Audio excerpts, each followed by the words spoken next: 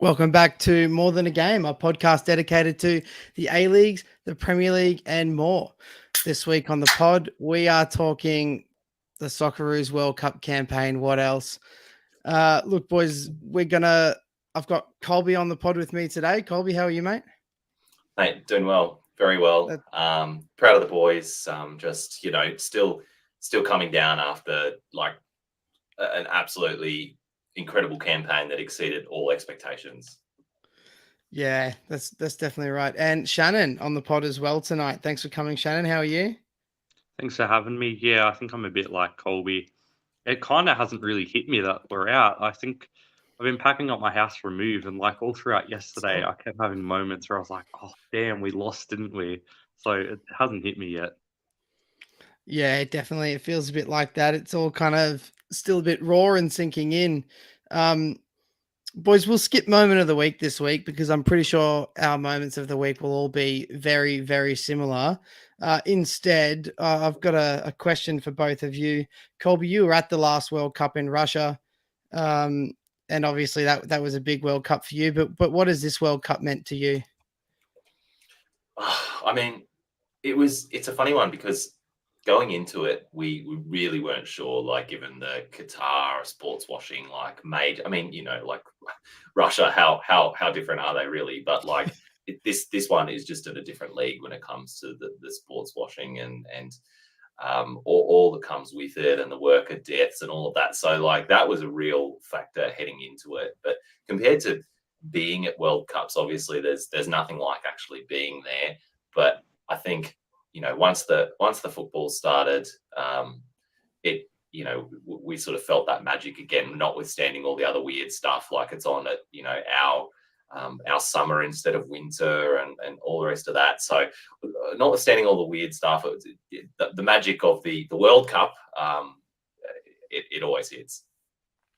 Yeah, you say there's nothing like being at the World Cup, but I saw someone who was at the Australia-Argentina game holding up a sign that they had made that said 2 tickets to Fed Square, please. So maybe there is better places than a World Cup this time around. Shannon, I'll ask you the same question. I know Colby was at the 2018 World Cup. I don't know where you were for the 2018 World Cup, but we might skip that question and go straight to what has this World Cup meant to you? Yeah, in terms of like the Socceroos, it's kind of felt like a relief. It felt like a payoff because I've watched I think every single Socceroos match for at least a decade.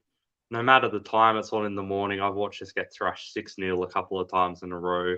Watch us have some absolutely dog shit performances. And just the fact that our game has always been dragged through the mud in the media and this and that. And felt like even our own football people didn't care. So this World Cup has kind of felt really positive for me, not just because of the performance, but because of the feeling around the squad. I know I'm often an overly optimistic kind of guy with the Socceroos, but to see, as you mentioned, Fed Square, I think 10,000 people there at Fed Square, Amy Park packed out, Sydney, Melbourne, Adelaide, all across the country. Everybody's just getting behind the Socceroos. I'm sure it may be a bit of a bandwagon thing, but it's kind of felt like I'm not alone, that we as football fans who spend all our time obsessing and talking about this sport kind of felt like it's justified, that we aren't crazy, we aren't alone, and there are people who love this game. And it just, I don't know how to explain it, it just felt like a relief to kind of finally see it get some sort of love and recognition. So it's been pretty special for me. Yeah, I think that's a great point, and I don't think you're the only person that feels vindicated. And Graham Arnold himself said in the post-match interview that this was supposedly the worst Socceroos team to ever go to a World Cup, and now they've had the greatest performance of a Socceroos team ever at a World Cup. So he kind of left it at that and let everyone sort of make their own opinion of him from there. So I think he feels very much vindicated more than anyone else in Australia. It's funny you're talking about, Shannon, about expectations and, yours were bold, mine were very cynical. And I just, I came across a tweet from Lucy Zelich, in the aftermath. I think the Argentina game, at some points pretty recently, that just sums it all up perfectly, where she said, the realists would tell you we were bound to get knocked out. The romantics would tell you that we scored against France and Argentina. And the Dreamers will tell you that on a different day, it could have been us in the quarterfinal. The fact is that all of them are right. And I just thought that just perfectly articulated, despite the fact that we all had different expectations going in, the sort of way that the Socceroos and football and the World Cup just united the entire fan base, it was just special. Yeah, definitely, Colby. You stole my thunder with Lucy's tweet there, but considering that, we might move on to the group stages, and we'll talk about Australia's 3 games in particular. Obviously, we know how the group ended up. Australia and France went through, both on 6 points. We might start with talking about the France game, and when we talk about the France game, we've got to go to the first scenes of bedlam happening across Australia, and particularly in Fed Square, was the Craig Goodwin goal to send us 1-0 up against the reigning world champions 9 minutes into our World Cup campaign. No one thought it was possible. It was chaotic, is the only way I can describe what Fed Square was, and that was the smallest of the Fed Square crowds that we saw across the 4 games. So you guys are obviously watching that game. What did you think of let's talk about probably the opening 15 minutes. What did you think of that? Colby, I'll go to you first. Oh, it was just absolute dreamland after that Craig Goodwin goal went in. What minute did it go in? Sorry? The 9th minute, yeah. Craig Goodwin scored, and I made probably the weirdest noise out there. I know it was who was it? Harry Kuehl or someone at the game made that that was pretty much the noise I made on my couch at 5 a.m. in the morning or whenever it was here. But you just couldn't believe it. I was still rubbing my eyes from rolling out of bed to get up for the game, and this has happened. I'm like, wait, did that really happen? What's going on? Half trying to watch that, half trying to text the boys in the group chat, and it was just all happening.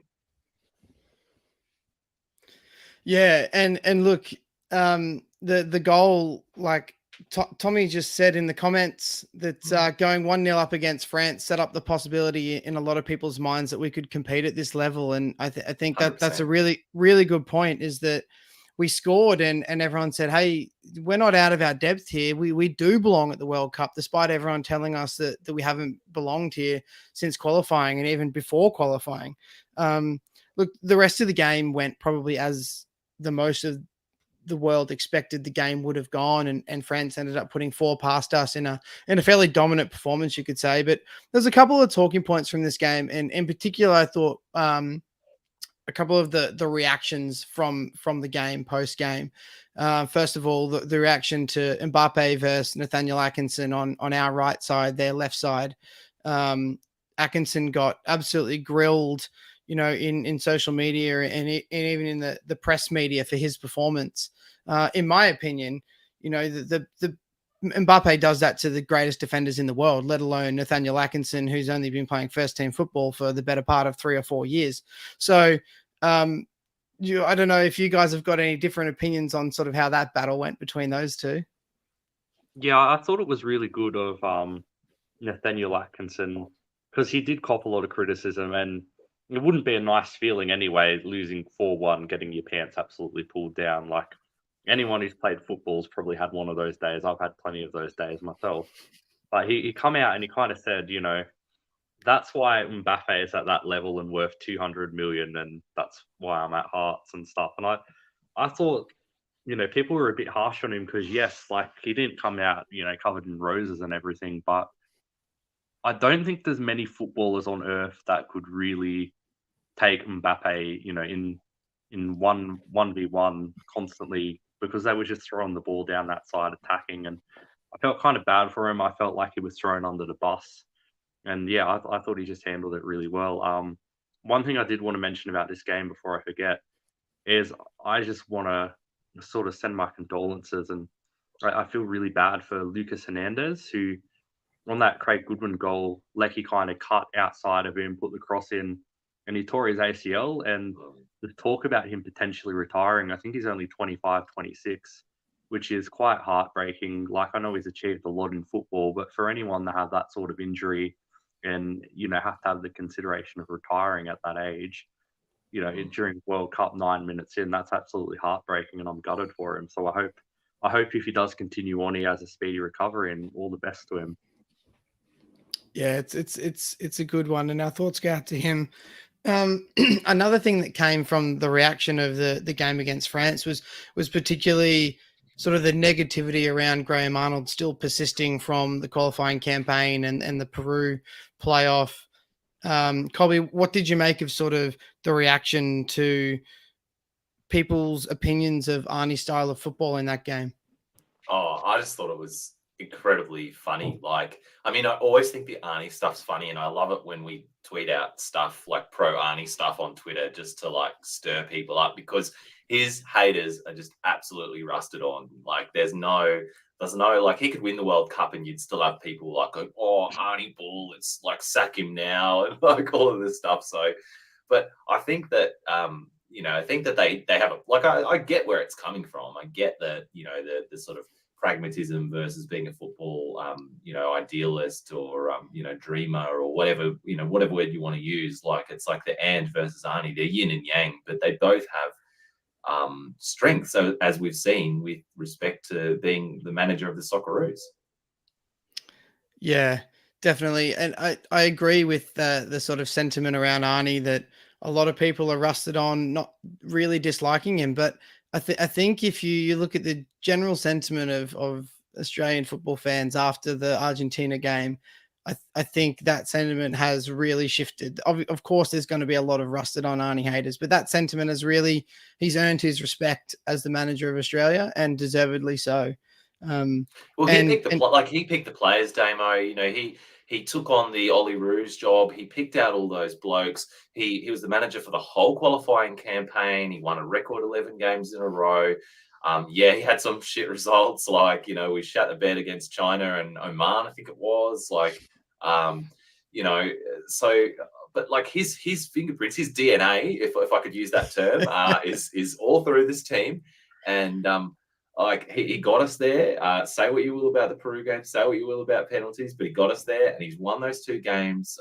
So like you can't take that stuff away from him. And the other thing is, there's no denying that he loves his team and he loves this country, and he's done some good work. Like, I'm not his biggest fan myself. I'm much more on the side of being an idealist and playing the kind of beautiful football that we dream about watching. But like, I've turned around on him. There's no denying the results he's got and the memories that he's given every Socceroos football fan for this World Cup and seeing those wins and those performances.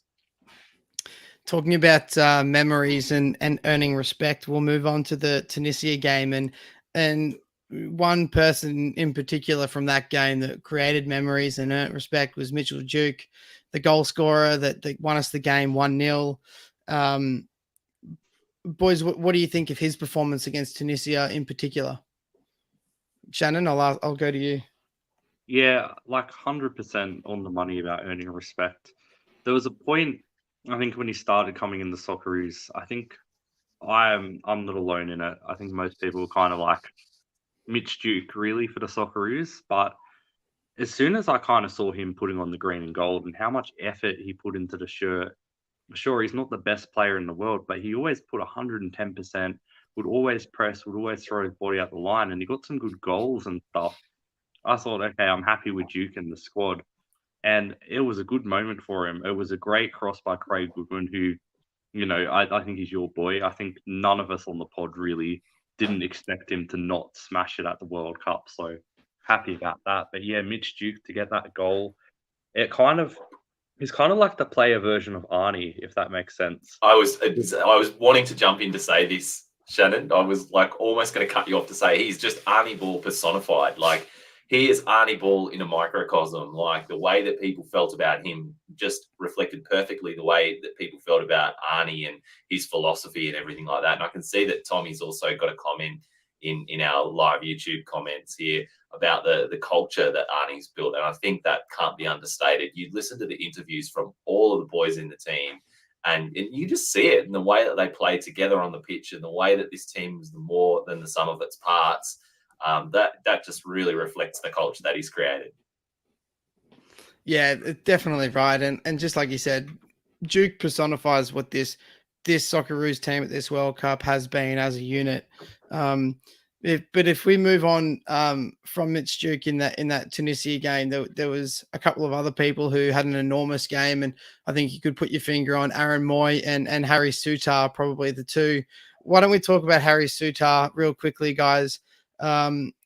An immense performance. He'd only played one game of football back after nearly 12 months out with an ACL injury. He didn't even think he was going to make the World Cup. To put in the performance he's put in, and that tackle against Tunisia, that's one of those moments that we as football fans will never forget from a World Cup like this. Shannon, what do you think about Sutar and his performances? Yeah, I think I tweeted the other day not to get too carried away, but Harry Sutar is the greatest defender in the history of world football. I like, obviously I'm not as old as some people on, soccer Twitter and stuff, and there's people who have fond memories of the golden generation and even the ones before them with great defenders there. But for me, I'm 26. I didn't really get to watch the golden generation live much. So for me personally, that's the best performance of a defender, at least, if not from a Socceroo in general, I've ever seen in the shirt, except for maybe Maslawongo, 2015. I don't think I've ever seen a defender put in as good of a performance as Harry Sutar. That was just unreal. I cannot even find the words to describe it. Yeah, it was an incredible game, and like we said about how Mitch Duke has really evolved into this personification of Graham Arnold's Socceroos team. I think Harry Sutar's come in from a completely different world, right? He had never been to Australia before he played for the Socceroos, and he came into this squad. He's got this enormous Australian coat of arms tattoo on the back of his calf. He's really evolved into he's really bought into Graham Arnold and evolved into what we think as an Australian footballer and an Australian sports player in general. So it's really good to see someone like Harry Sutar that's really grown into the culture of the team of the Socceroos and bought into it. And I think that's an enormous part of his success in the team. Yeah, 100% Damo. Like Harry Sutar, Martin Boyle, the Cum Dog, these Scottish-born Australian Socceroos that we've got in the team. They could have really come in. Any one of them could have just come in as a bit of a gun for hire, and you would have been able to see that immediately. Like, we would have all been able to tell that in the way they were speaking to the media, what they were tweeting, what they were putting on their Instagram, all that kind of stuff. But you've seen it from every single one of them, how much they've bought into this. They've bought into the team. They've bought into the country and the supporters. It's just incredible. And I think Arnie has to have some credit for that as well. Yeah, definitely. And look, we're talking about Harry Sutar's performance against Tunisia, but his performance against Denmark was equally as good. Again, was probably one of the best players on the field, if not the best player on the field. You'd probably say it was Harry Sutar and Matty Ryan were the two best players on the field for me in that game against Denmark. And Mitch Duke covered himself in glory again as another cult hero of the game after picking up that note that made its way onto the field that led to a tactical change for Australia. Shannon, what did you think of the Denmark game? Was it more of a case of Australia again just being defensively resolute and not allowing Denmark anything, or were Denmark probably a little bit more toothless than everyone thought they would be? You know what? I think it was, I don't know how to explain this properly. I think it was a big difference between the mentality of the two sides, because this was a must-win game for Denmark, and essentially it was a must-win game for us as well. And there was a lot of moments, the whole first half, essentially, Denmark had completely outplayed us. They had a lot of really good chances, and they were probably unlucky to not score 1, 2, maybe even 3 goals. But the mentality they showed, they started to get frustrated. They started to drop their heads. They started to play silly balls. They started to make mistakes. And it was almost like they weren't mentally strong enough to deal with the fact that, okay, they weren't over the top of Australia and getting the goals. They weren't getting the results. And I felt like Australia's mentality to kind of hold on, even though we were being outplayed, come back stronger, keep playing our game, and then take that one chance we had was really what won the game for us. And I think that probably comes down to Arnie and the sort of kind of team What you've spirit described he's is got. Arnie ball. Yeah. And the team's been panned for doing that before as well, because when that doesn't work, it looks stodgy and like we've just blown something up. But like he tinkered with it and he got it right, didn't he? Like we saw like, say anything you want about him, but he's a pragmatist through and through, and he will tweak things. Like he learned. You could see him learning throughout that cup. After that France game, we were too conservative, so he's tweaked it a little bit with the 4-3-3. And then I'm sure we'll talk about the Argentina game, but he tweaked it again. And I think each of those times he's just got it right now, and you can see that he's matured as a manager. Like a lot of people like to talk about his first stint as manager, and it's night and day. Yeah, Colby, I think that's a good point about Arnie tweaking formations and a little bit of sort of tactical flexibility that probably people didn't think he had. And I think the question still remains, was the substitution of Goodwin, was Goodwin injured, or was that sort of an inspired tactical substitution that Graham Arnold made, and he changed things, and off the back of it, we went and scored a goal and we won the game. So look, there's a lot of credit that goes to Graham Arnold's tactical knowledge of the game, which is sort of being undervalued. And we're all talking about the culture of the team and this never say die, this resolute attitude that the team have got. But like you just said, Colby, Graham Arnold tinkered with the tactics and the formations multiple times throughout all 4 games that we played, off the back of learning the mistakes that he'd already made. So it's an incredible sort of run of events that happened that a lot of people didn't think probably would. I don't think this podcast would turn into like the Arnie fanboy hour, but like, what I'm really trying to say is I'm just really happy with the boys and how they performed. So, like that's what I love first and foremost, but I've got to give the man some credit. We'll move on to the Argentina game, Colby. You just mentioned it. I think the first thing that we have to mention is Shannon Messi's he's special, isn't he? That he ran the game against Australia. Is there anything else we can say about that guy? Oh, like with all due respect to Messi, I wish he stayed retired for the Argentinian national team. Because I don't know if it was just me, but I felt like that first half an hour, 40 minutes, Australia were a better team. We were pressing them high. We were making some little half chances. There wasn't a lot of chances in the first half. And then Messi just kind of baits as his Bayic into getting mad and giving away a foul, which, is a bit disappointing, but, it is what it is. And then just pulls this shot sort of out of nowhere. It wasn't the most spectacular shot, but he knew exactly where to put it between people's legs, just made the space, and all of a sudden we're 1-0 down, and I'm just like, fuck this guy. What? Like, why today? It just reminds me, Shannon. It reminds me of that meme where like you're playing FIFA and like you're sitting up straight and then you like lean down when shit starts getting serious. Like Messi's just leaned down there, didn't he? I think he hadn't scored a knockout goal in the World Cup ever, and then he chooses to do it against Australia, and just like, mate, come on, you couldn't. I know it was your 1000th game, but you couldn't have just done what you did like in 2014 or 18 and not scored. But yeah, he's a freak. He's a freak. Yeah, it's incredible to watch him play, and I think all you need to see is the young guys that are in the Australia team, despite losing a game to Argentina, being so emotional about the process and being out of the World Cup. We're almost lining up to take photos with him after the game. It was, there's no shame in taking a photo with the greatest footballer of all time in a lot of people's minds. So, and being on a team that played against him, didn't they? Exactly.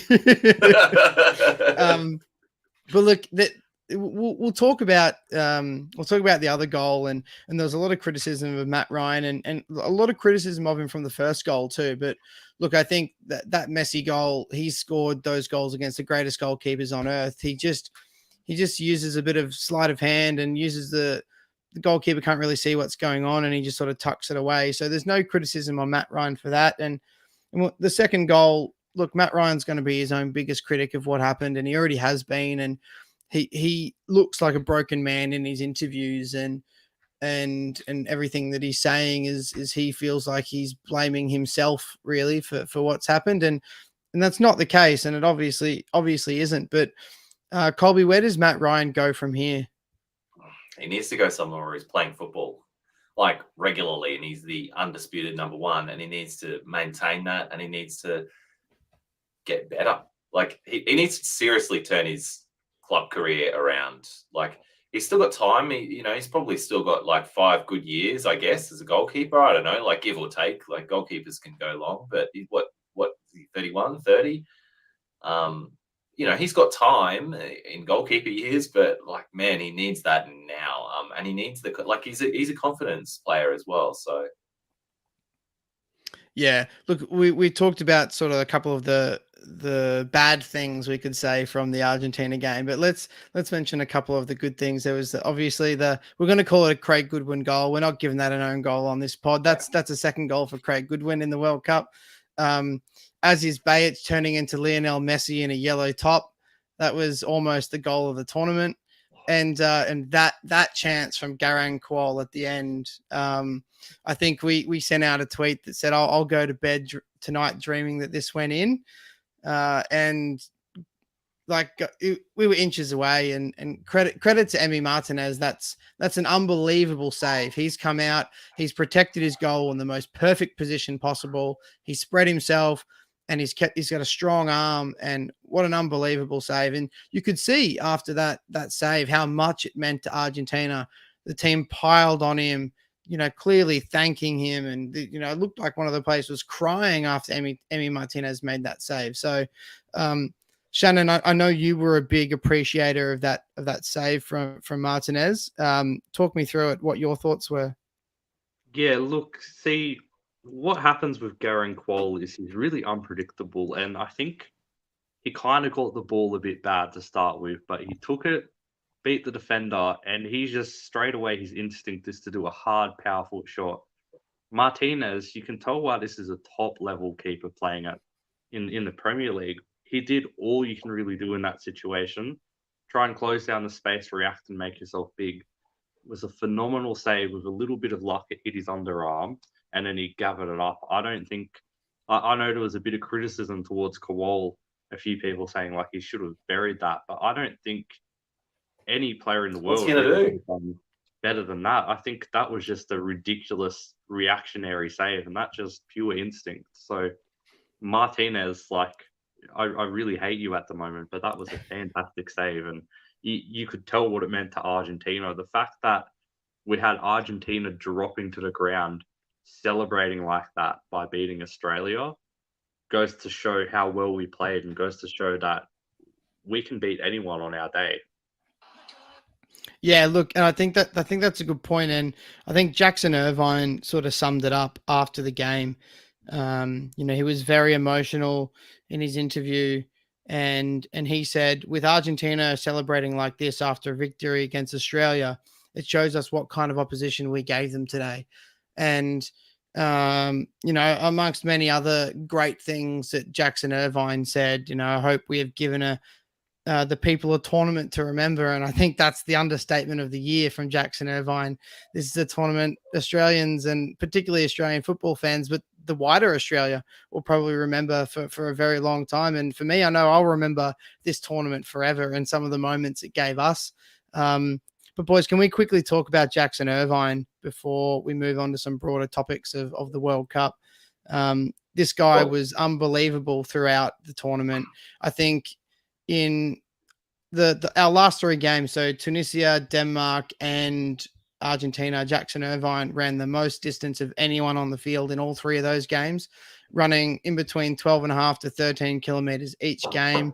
I think 2 of those games he had the total amount of sprints in the game. Like, this guy is an absolute workhorse. He wears his heart on his sleeve. And in my opinion, and I'd like to get your guys' opinion, but in the wake of everything that probably will fall out from Matt Ryan and his confidence, Jackson Irvine has to be the man that leads Australia as the captain in the future. Shannon, what do you think about that? Yeah, 100%. You showed me some stats of some of these players, and Mitch Duke, all these defensive pressures, all the distance that Lecky and Irvine and stuff were running. The fact that they could even walk, let alone like run and play, I think Jackson played a full 90 against Argentina, is absolutely unreal. And it goes to show not just how fit our boys are, which Andrew Clark is one of the best in the business, but how much passion and pride they have for the shirt to be able to put that much effort. Because I know we've only got like 20% possession roughly in a lot of these games, and it's not an easy task, chasing the ball for 90 minutes. So it goes to show how fit they all are. But yeah, Jackson Irvine, he's just a leader on the pitch, and he's kind of a And player off the who, pitch too, I think as well. I think he is really one of the main voices in the dressing room and one of the main faces of the team during this World Cup. And sort of, I mean, he's a very good looking man, first of all, but he speaks really well and he's very passionate about Australia and he's very passionate about Australian football. Yeah, 100%. And like, I think he's just one of those players who Arnie's kind of thrown him as a 10 or thrown him almost as like a centre back at times when we're defending in the middle of the park. And he just does whatever job that's needed for him. Whatever job is asked of him, he does it. He leads the boys well. He puts in 100%. And I think if Matt Ryan is to sort of, get phased out of the team in the next couple of years or step down from captaincy or whatever you were talking about, I can't see any candidate that's really better than Jackson Irvine, except for maybe Harry Suter. So we've got a couple of really good leaders in this group of boys. And I think I don't want to keep talking about Arnie, but that goes to show what kind of a dressing room that Arnie's sort of built, because some of these boys like Boyle, who stayed in as a vibes manager, he's a big leader, Tudor, all that sort of thing. A lot of them have been discovered by Graham Arnold. So it's just pretty incredible to see. Well, while we're talking about him, we'll take the last point on sort of the Graham Arnold pod for today. And I was watching the post-match press conference that Graham Arnold did, the official FIFA one, and he was asked about sort of what's next for him and what's next for Australia. And he said, look, I'm out of contract. I'm going to go and have a holiday. I'm going to enjoy myself. And then I'll sit down with the federation and we'll figure out what's next. So, that there's a lot of open air there. And I think the open air essentially was who is next, was what the thought was before the World Cup. But Colby, what's the thought process now? The Asian Cup isn't far away. Does the Football Australia say, look, Arnie, you've deserved another contract, or do we look elsewhere and we try something different? To be honest, I have no idea whether Arnie is the right manager going forward. He's got his critics and, he's got his fanboys like this podcast. But I think the more important thing is what Football Federation or whatever we're calling ourselves now, Football Australia, what we do going forward with the game, and just to make sure that we capitalize on this and use this opportunity in terms of, we've captured the imagination of potentially a whole new generation of football fans and Socceroos fans. We've seen it in the live sites across the country, and it was skewing very young in terms of the people that were there. I hope they come and support the A-League, and I hope the media, supports the league as well and football in this country as well. Like, all of that stuff's much more important to me than who the next manager of the Socceroos is. I know that's a sort of different direction for the question, but I think, all of those things, and we haven't even got on to the additional financial windfall that is making the round of 16 as well, and what the Federation does with that. So I think that's important as well. And that's not even to talk about, how that should be split up, amongst the Matildas as well. Really hope they get an equitable share of that as well. It should benefit football across the country, not just men's football as well. Yeah, look, it's a really good point, Colby. It's a good segue into sort of what my next questions and topic were is, on how does Australian football capitalize on the success of this team and sort of the grip that it's taken on the whole of Australia over the last 2 weeks. And like you said, young kids, the the kids that watched the 2016 make the round of 16, like were the Jackson kids. Irvine. They were the kids that just did it again, 2 days ago. So who are going to be the kids that do this again in we hope less than 20 years time?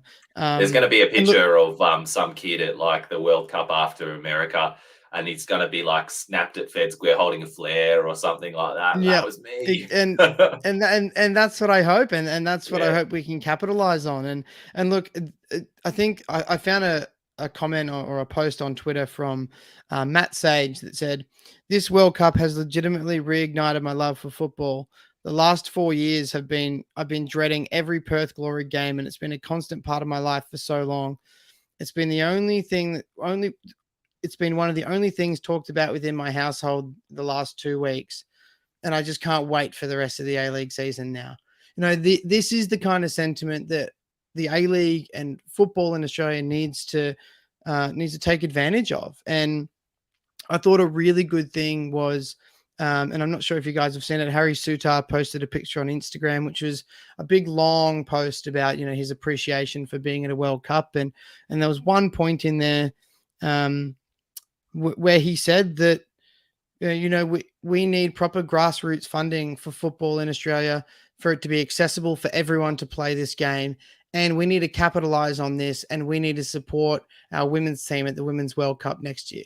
Like this is a bloke, like I was saying before, that is wholeheartedly bought in to what Australian football is all about. He's a guy that's never lived in Australia, and he is passionately begging the Australian public and government to help out our game. This is what we want to see on the back of this World Cup. Shannon, what do you think, particularly the A-League can do off the back of this World Cup to sort of really put itself into the limelight and get people coming to games? Yeah, I was just going to say, we've got to find some way to sort of turn these, tens of thousands of people that are going to these live sites into A-League fans. And whether or not that's something as simple as just showing footage of Craig Goodman's goal, Mitch Duke's goal, and saying, look, Matt Leckie, you can see him in the A-League every week. You can see Craig Goodman in the A-League every week. These sort of stars, pretty much half the squad has either played in the A-League or come from the A-League. Whether or not it's something that simple or just going balls to the walls and just advertising everywhere, because football is on the mind of a lot of people. I had, a friend come over. He's a motorsport journalist, doesn't know anything about football. He come over, wanted to watch the game. My girlfriend wanted to watch the game. I go to the post office.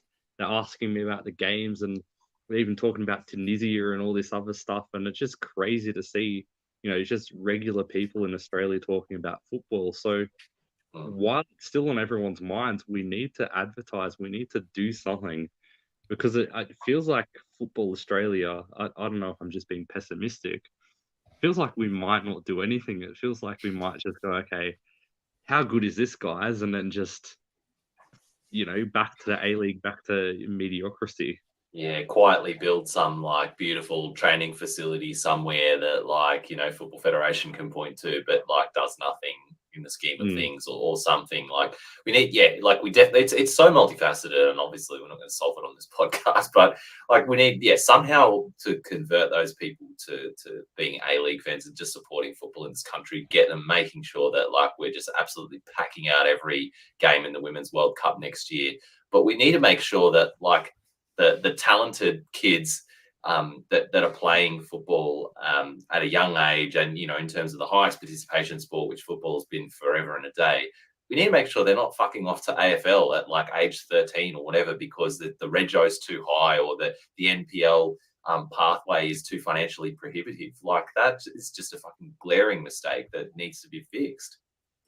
Yeah, and I think that's a good point, Colby. And you mentioned about building a facility. And look, Graham Arnold, I mentioned I was watching his press conference after the game, which is a FIFA press conference in front of the world, and he used it as an opportunity to almost call out the Australian government as well, where he said, "I've been involved with Australian football within the system for 37 years, and we've been homeless for 37 years. Said, help us out, give us a home, let us have a generation of players that know where they're going to be and where they can be, and make football attainable for people, like you said, Colby. And I think that was a really sort of telling statement from Graham Arnold and where he's at. He was almost talking about, when I'm done, I want this to happen. When I'm done, I want this to happen. He's now thinking about what legacy he wants to leave on Australian football, not just a legacy of the greatest Socceroos campaign at a World Cup of all time, but the legacy that he can influence Australian football and the Australian government to invest in football. So I think that's going to be his lasting influence. I hope that's the path that he chooses to go down. Boys, look, we've spoken a lot about the Australian World Cup campaign. We've all seen the scenes in Fed Square and then in the subsequent live sites in cities all around the country for the Argentina game. It's unbelievable to watch. And like we've all said, I hope we can really capitalize on this sort of fandom. But the World Cup's still going, even though Australia's not there anymore. We're narrowing it down to the final and the best teams in the tournament. I want to get a prediction from the both of you. Colby, I'll go to you first. Who do you think is going to win the World Cup and why? Yeah, it's so hard to bet against France. Like, they've got a huge game in the quarterfinal against England coming up. That is going to be one spicy fixture. But I mean, Kylian Mbappe, like, just look at the man. Like, he is just, I mean, we knew he was a generational talent coming into this. He's got as many World Cup goals as Messi. I think he's got more World Cup goals than Ronaldo, like a couple of 35-year-old, like, you know, some of the greatest footballers to have ever played the game. And he's bloody 22, 23. What is he? He can't be older than that. And, you know, he's going to, he is just going to absolutely pop. And he's just, you can just see he's just up for it this tournament. He's up for it, isn't he? Then that squad is so good and so deep, and they've won it recently. You know, I think they're going to be, what is it, the third team or something, or whoever. They're going to join that small club to go back to back. I think it's so hard to get it to bet against them. No one else looks like they're hitting their stride yet, aside from maybe England. Yeah, it's good you mentioned that tasty quarterfinal fixture between France and England. I think whoever wins that is going to go on to win the World Cup. It's going to be between those two teams. Shannon, I'll hand it over to you. Who do you think is going to win the World Cup and why? Yeah, look, I agree with all the points about France, and I was going to mention England. As much as I hate it, they're looking really good. They're looking like they're starting to build momentum, because you don't want to start the tournament just playing really well and then sort of fizzle out. They look like they're slowly building up. So if they get to a final, God forbid, I think they might actually win the thing. But Jude Bellingham has just turned into prime Zidane in England's midfield. I don't know what's going on. This generation, future Liverpool captain. About like Mbappe, he's only like 23 or something. Bellingham, I think he's still only 20, and he's 19. Yeah, he's 19. He's a teenager. Isn't there some stat like he's the youngest player to score and assist at a World Cup, since Messi at 20 or whatever? So, like, well, he's the only teenager to ever score and assist a goal in the knockout stages of a World Cup or something like that, or some stat that I read. It's unbelievable, and he's breaking records every week. I'm still living in the parallel universe where that stat belongs to Gareth Qual, but that's just me. Yeah, well, he's broken the record for the youngest player in the knockout stages of a World Cup since 1958, which was Pele. Yeah. So that's not a bad stat in itself. So Shannon, sorry to cut you off, but who are you predicting to win? Look, I hate to say it, but I think Colby's right. I think whoever wins out of France or England, I can't see anyone else winning. But my sort of dreamer brain really wishes that it would be Argentina, Portugal in the final, because Messi and Ronaldo probably both their last World Cups. I know Ronaldo's that's the narrative FIFA wants, isn't it? That would be amazing. So I'm going to go against the grain and maybe just say Argentina. If they can beat World Cup champions Australia, they can beat anyone. Look, if it's Argentina or France, I'll be a happy man, because it happened in 2006. And if it happens again, that the team that knocked us out or the team that beat us went on to win the World Cup. So I'll be a happy man with that. And that might wrap it up for us today. thanks for listening to our Graham Arnold pod and our Graham Arnold fan club. Hopefully you enjoyed our World Cup review of the Socceroos, and hopefully Australian football can capitalize on what's happened here. Any last thoughts from either of you before we wrap it up? Oh, I mean, yeah, just that the Socceroos are going to win the World Cup in 2026. You heard it here first. And we'll be there to see it. Thanks for listening, everyone. You can listen to us on Spotify, Apple Podcasts, or any podcast, or you can watch the video version on YouTube. And thanks for listening. Until next time, enjoy the football. See.